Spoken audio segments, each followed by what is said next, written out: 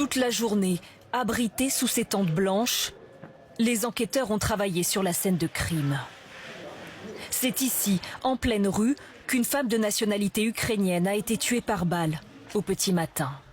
Les riverains ont aussitôt donné l'alerte, réveillés par les coups de feu.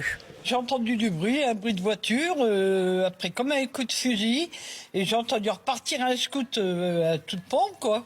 Tout de suite, je me suis dit, il se passe quelque chose, et puis dès que j'ai entendu les détonations, sur le coup, on ne pense pas spécialement que c'est des tirs d'armes, mais quand on se lève le matin, qu'on voit tout ce dispositif, on comprend tout de suite.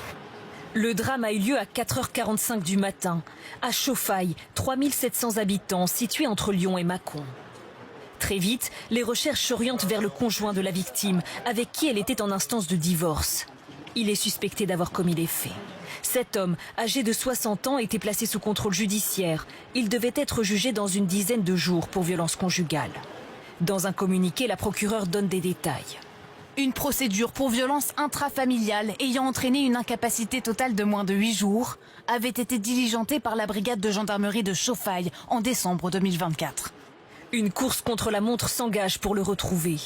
Quelques heures après les faits, il est interpellé à une vingtaine de kilomètres de là, à Pouilly-sous-Charlieu, à la terrasse d'un café.